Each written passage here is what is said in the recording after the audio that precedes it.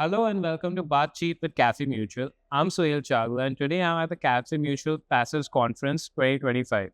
I'm joined by Anubhav Srivastava. I'd like to welcome him to the show. Thank you. So, how do you feel today? Oh, I'm feeling great. The turnout at the conference was amazing, and yeah, I mean it's been a great experience. I've seen the industry grow from almost nothing to what it is today. Right, and you're the managing partner of Horizon Capital Advisors. Yes. And I'd like to ask you a few of your insights for the Indian passive industry. As we all know, Mr. Srivastav, that the Indian industry is reached 17% of the total MFAUM in terms of passives.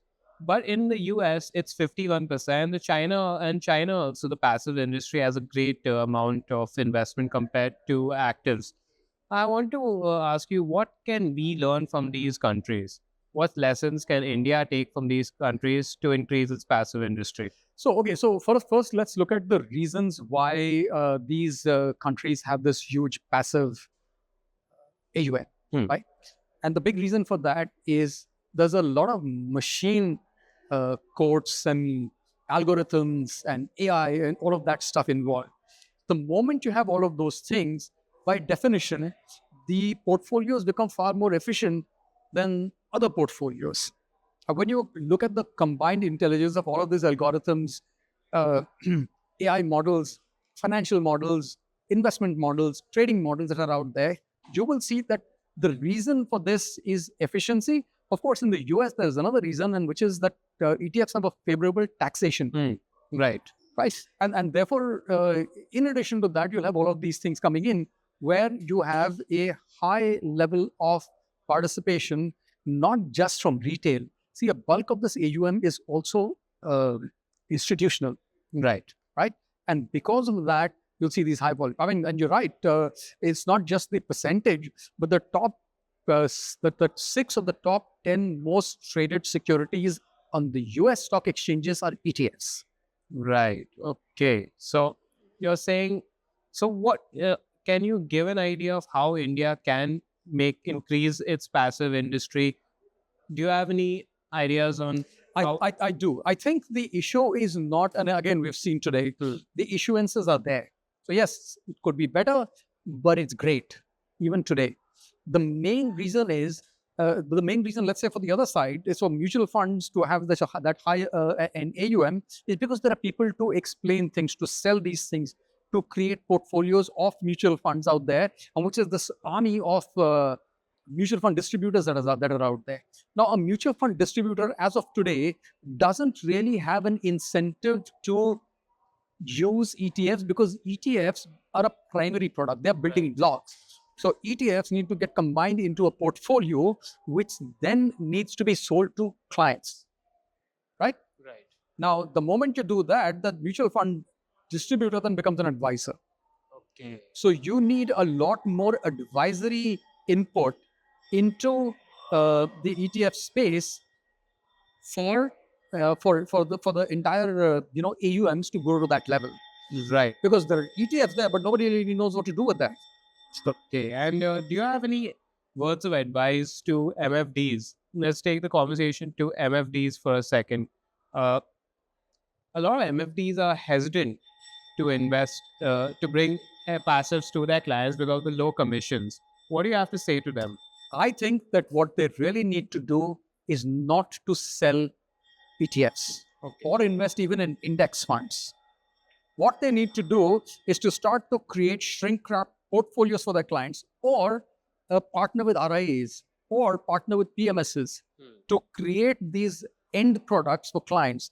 Because if you start to sell Nifty or the metal ETF or the banking ETF, right, it really does not satisfy any inherent need of the client.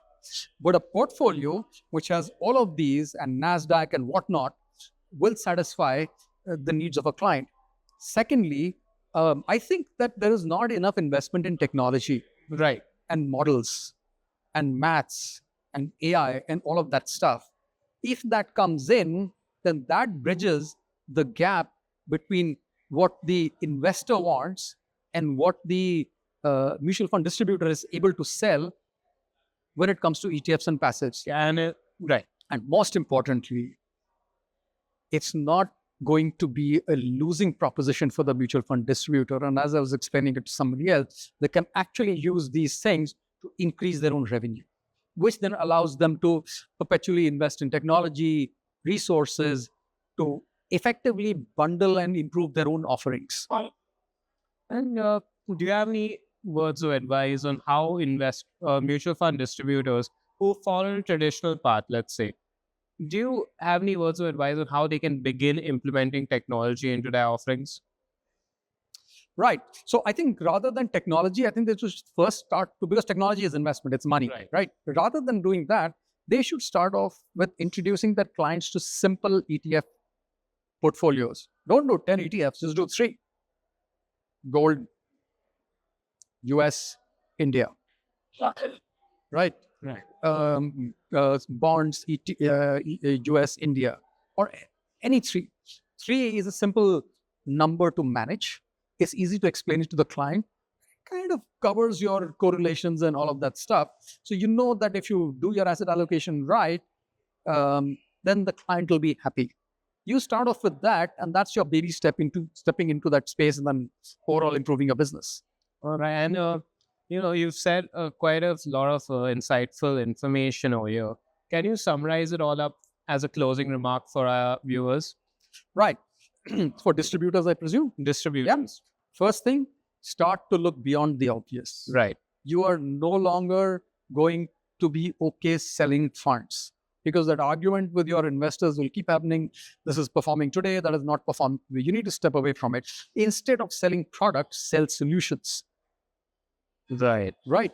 In those solutions, you can have actives, you can have passives. Build your portfolio, sell the portfolio itself, sell the service, rather than individually selling things. It reduces your selling cost of client acquisition. It improves your revenue. It makes you learn something new, so your business becomes future-proof. And last but not the least, if your investor is happy, then that investor is with you permanently. All right, then that's all the questions I had today, Mr. Srivastav. And I'd like to thank you for joining us today. My pleasure. Thank you so much for inviting me. All right, and that's it for this session of Baatchit with Cafemutual. That was an excellent bunch of advice given by Mr. Srivastav, and we'll see you next time. Thank you.